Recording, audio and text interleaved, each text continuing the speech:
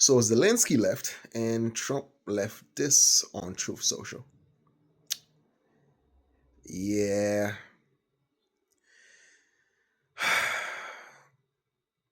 I think things gonna get worse. What are you doing, Scarecrow? So yeah, the war is not gonna end. I was hoping it would, but it's gonna escalate because Zelensky couldn't keep his ego in check. This guy has some sort of delusion that he's somehow gonna be able to actually get the. He's cornered that peace talk, man, and I feel for him. I understand where he's coming from because like you don't want a foreign nation to take. It's kind of like let's say somebody come through and just take Texas off of the hand of America, right? And there's nothing they can do about it. That will be some effed up stuff, right? It will be messed up. So I get his perspective, but at the end of the day, bro, you don't have the leverage to pull that off because the more you keep that war going, then the more territory that Russia's gonna get to the point that you're gonna be a landlocked nation.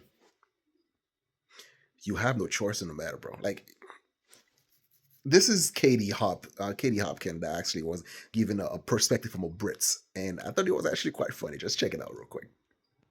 Zelensky has just stormed out of the White House, and his only chance at having some sort of opportunity to resolve the conflict with Russia in Ukraine. There's a few important points that need to be made. Number one is that your opinion on this might be different depending on whether you're European or American, because if you're from the UK, you have been fed a constant narrative of utter lies by mainstream media. You've had idiot prime ministers going over there for their photo shoot dressed in their camouflage gear, trying to push the narrative that Ukraine is somehow, defiantly standing up for democracy and trying to push the false narrative that Zelensky is actually a political leader as opposed to a fully paid for actor and billionaire. If you're American, I mean, where's the lie? Oh, I mean, I've seen the video earlier, stuff like that, and just look at this dude's like, oh, I don't envy Zelensky, but he needs to realize that he doesn't have a choice. It's either you, because Trump, if America stay out of this stuff, right?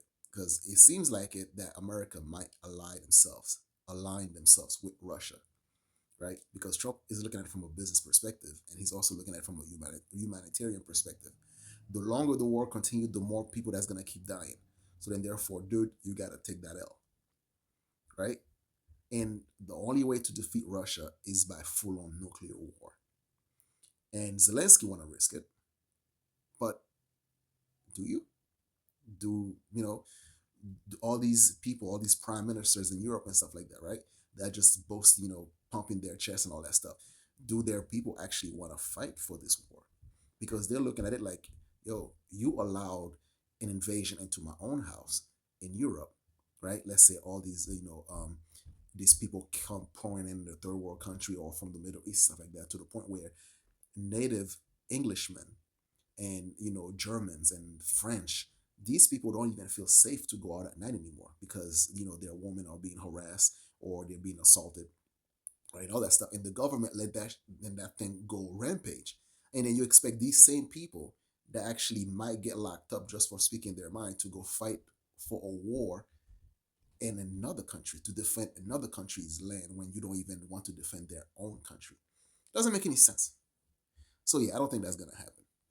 and you'll understand much more sensibly, Trump doesn't have to do any of this. Trump doesn't have to get involved, but he knows he can end the war and stop the unnecessary forced conscription of Ukrainian children to go to the front line. The important thing as well is the level of disrespect. Zelensky shows disrespect in three main regards. Number one, the way he speaks to President Donald J. Trump as an individual with J.D. Vance there. Yeah, this dude was acting like he had all the cards in the world. Like, it's, bro, you don't have much leverage. It's all about leverage. Like, put your ego aside, man. Like, no, you don't have any leverage. In front of the press, Those are not conversations for in front of the press. Number two, the way he dresses and appears, not wearing a suit, not dressing for the occasion, sitting there with his arms crossed, playing up like he's a comedian in some kind of sitcom, when in fact he's in the Oval Office and the Oval Office matters. And thirdly, and most importantly, disrespecting the office of the President of the United States of America. He just screwed up big time. And if you see the shots of the Ukrainian ambassador, maybe you will start to understand that. Zelensky has just screwed himself. And I'm here for it. Yeah, Because as a PS, I've seen the whole playbook for the Ukraine war since the start. I've been pissed off with people that bought into it. I've been annoyed with people flying their bloody Ukrainian flags because they're just completely psyops into believing what they were told by Boris Johnson. The people that had Ukrainians into their home because they were better people. Oh, please. Do you see now? Do you see what you're being sold? Probably not. And that's one of the things about being sold a lie. Once you've been sold a lie and you've been naive enough to be sucked in by it, you have to defend that position because otherwise you look stupid. It's like COVID lockdowns and the vaccines. You can't. From time to time, I still see someone wearing their mask. Oh, that is so true. That is so true. It's like you're too deep to go out to get out of it. Can't acknowledge what's actually happened because if you did, you'd have to be acknowledging that you were stupid, and no one wants to do that. My 2 pence on what's just gone on with Zelensky stropping out of the White House and then have to be put in his booster seat in the back of the car. The world is mine, nigga. So as Katie Hobb was saying, and I kind of agree. Listen, I agree with Katie Hobb. Her perspective is actually spot on, and I think Zelensky just made a huge mistakes by actually not compromising in that part because, let's face it, you're not gonna win that one.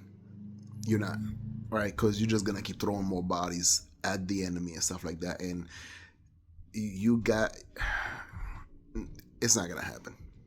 But anyway, let me know what you guys think down below in the comment section. You know who it is. I'm your host, The Haitian. So share, like, comment, and subscribe. I'm out of here. Peace. 4 years in the United States of America, we had a president who stood up at press conferences and talked tough about Vladimir Putin, and then Putin invaded Ukraine and destroyed a significant chunk of the country. The path to peace and the path to prosperity is maybe engaging in diplomacy. We tried the pathway of Joe Biden of thumping our chest and pretending that the President of the United States' words mattered more than the President of the United States' actions. What makes America a good country is America engaging in diplomacy. That's what President Trump is doing.